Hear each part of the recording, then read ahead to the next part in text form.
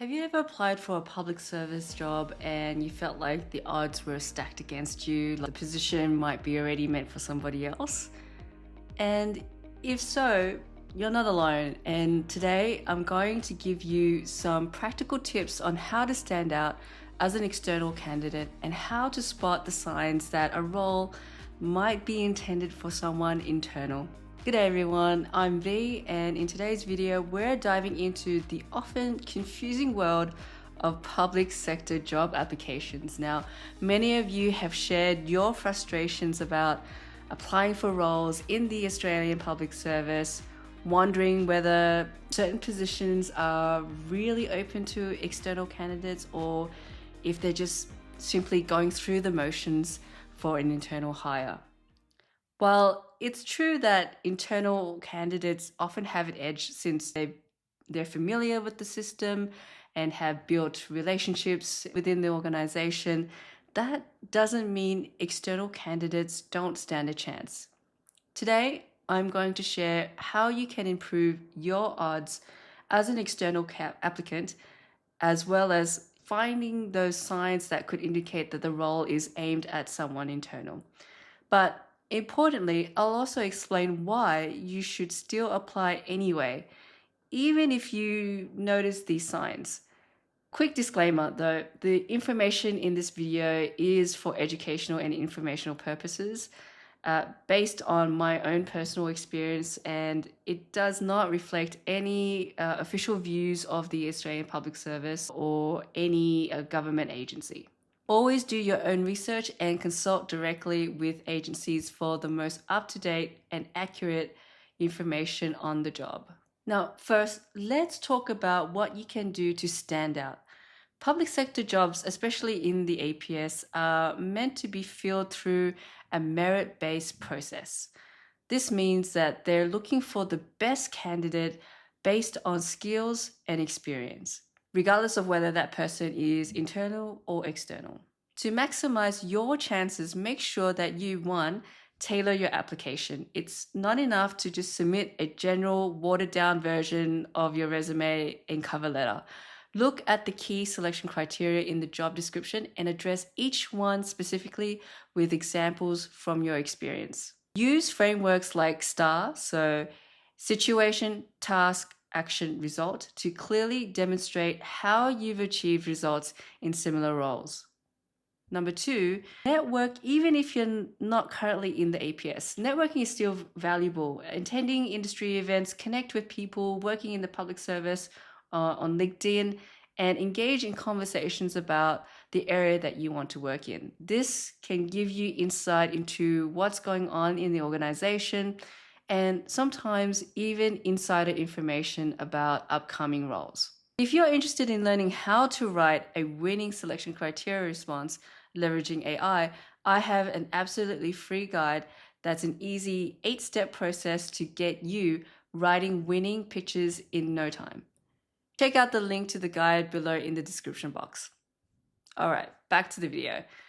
The last tip is research the organization. Now, this sounds really basic, but show them that you're genuinely interested in working for their agency, not just any government job.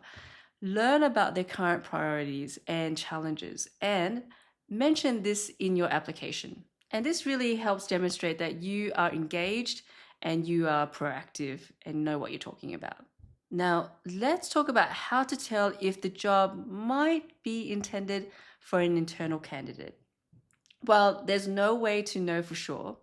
Here are a few signs that give you some clues. Number one is a vague job description. Now, if the job description is very generic, doesn't detail specific skills or qualifications, it could mean that the agency already has someone internal in mind who fits the role already. So they're not being overly specific about what they're looking for.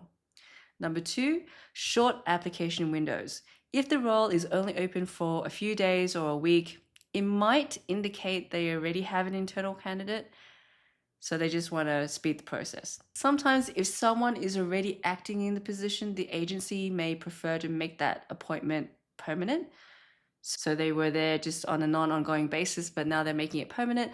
They already know the person, they're already familiar with the work and the team, and they've established productive relationships. So that could be a reason why they prefer an internal candidate. If the job requires very niche skills or experiences that seem overly tailored, that is another sign. It could be that an internal candidate with those exact qualifications is already being considered, though the nature of the role might just be inherently specific and niche. So here's the thing. None of these signs are guarantees. Just because you spot one of or more of these signs doesn't mean you should give up. External candidates are often considered for roles, especially if they bring fresh perspectives or unique experiences that internal candidates might not have. So, in spite of me telling you all these signs that the role can be for an internal candidate, why should you still apply? Why should you even go through the process, knowing full well that it could very well be geared towards somebody else? Well, the APS is committed to a merit-based recruitment process, and every job is an opportunity to put your best foot forward. External candidates have won roles over internal ones before, and this has happened to me, where I find that I went in for a job that already has someone in the role, but I won the job. And even if you don't get the job, the experience of applying and interviewing is invaluable, and it helps you get your name out there in the public sector. So don't let these indicators discourage you. I would say just go in with your eyes wide open, knowing that there might be a chance, but take the learnings from each application, take the learnings from each recruitment process that you go through, and you'll also get down a process where you can write a winning selection criteria response. You understand how interviews are run in the government setting, so that for each application process that you go through, you're one step closer to winning and landing your dream APS job. Speaking of selection criteria responses, I've got the free guide that's linked down below in the description box that you can use anytime for all your applications, so that you stand a winning chance against an internal candidate.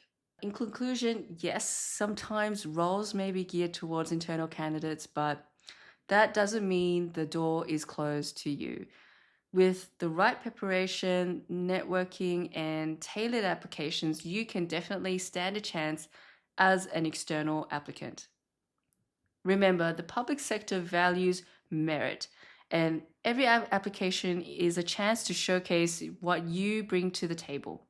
Thanks for watching, and don't forget to like, comment, and subscribe if you found this video helpful.